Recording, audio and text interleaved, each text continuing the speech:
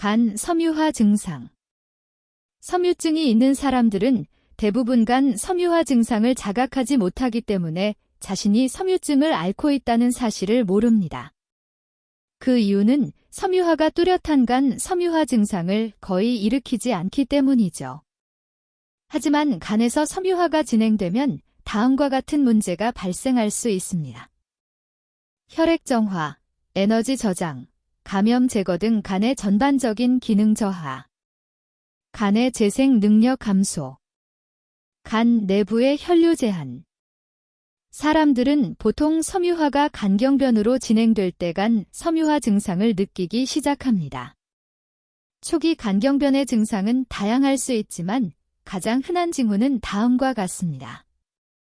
식욕 부진, 허약감, 이유 없이 피로를 느끼는 경우, 이유 없이 체중이 줄어드는 경우, 메스꺼움이나 구토, 오른쪽 상복부의 불편함이나 가벼운 통증. 간경변이 더 진행되면 다음과 같은 증상이 나타날 수 있습니다. 쉽게 멍이 들거나 출혈이 잦아짐. 하체, 발목, 발에 부종이 생기거나 체액이 고이는 현상.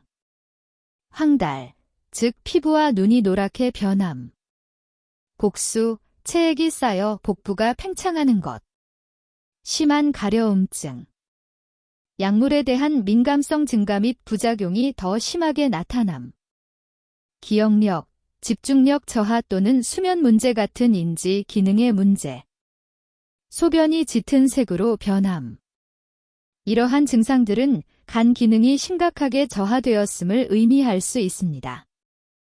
간 섬유화 치료. 간 섬유증을 치료하는 가장 좋은 방법은 질병의 근본 원인을 해결하는 것입니다. 간 섬유증이 초기 단계이거나 중등도일 때 원인을 성공적으로 치료하면 섬유증으로 인한 손상의 대부분 또는 전부를 회복할 수 있습니다. 대부분의 만성간 질환은 시간이 지나면서 섬유증으로 발전합니다. 그 이유는 이러한 질환들이 간에 지속적인 염증을 일으키기 때문인데 이 염증은 결국 흉터 조직인 섬유질을 형성하게 됩니다.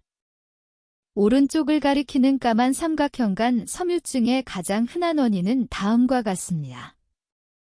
만성 알코올 남용, 바이러스성 C형 또는 B형 간염, 비알코올성 지방간 질환 체네아폴디, 비알코올성 지방간염 NASH 비알코올성 지방간 질환 체네아폴디의 하위 유형, 비알코올성 지방간 질환 제나에폴디, 과비알코올성 지방간염 NASH은 보통 과체중, 당뇨병 또는 전당뇨병이 있거나 혈액의 지방과 콜레스테롤 수치가 높은 사람들에게서 발생합니다.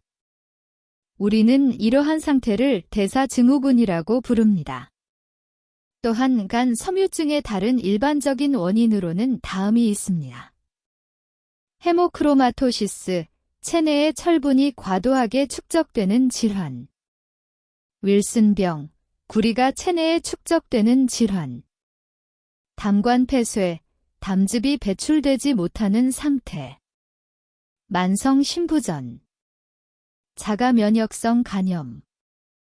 특정 약물들도 간 섬유증을 유발할 수 있습니다. 이러한 약물에는 다음이 포함됩니다. 아미오다론, 부정맥약. 클로르프로마진, 정신병약. 메토트렉세이트, 면역 억제제. 톨부타미드, 당뇨병약. 이소니아지드, 결핵약. 메틸도파, 혈압약. 옥시페니사틴, 관장약. 이러한 원인들을 이해하고 관리하는 것이 간 섬유증을 예방하거나 치료하는 데 중요합니다. 간 섬유증의 원인을 찾으면 그에 맞는 치료 방법을 제안합니다. 가장 흔한 치료법은 다음과 같습니다. 알코올 섭취를 중단하거나 줄이고 이를 장기적으로 유지할 수 있도록 돕는 지지요법을 사용합니다.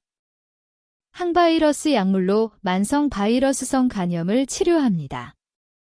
식단을 조절하고 1년 동안 체중의 최소 7%를 감량하며 혈액 속의 지방, 콜레스테롤, 혈당 수치를 조절해 NAFLD와 NASH를 관리합니다. 철분이나 구리 같은 중금속을 배출하는 약물을 복용합니다. 담관 폐쇄를 해결하거나 제거하는 치료를 합니다. 섬유증을 유발할 수 있는 약물 복용을 중단합니다.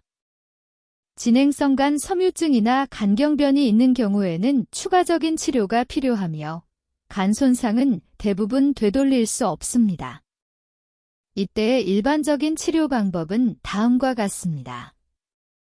체내 과도한 체액을 배출하기 위한 약물 복용, 소금 섭취 제한, 독소 제거를 위한 약물 복용, 위와 식도의 정맥 압력을 낮추는 약물 복용, 손상된 간을 기증받은 건강한 간으로 교체하는 이식 수술.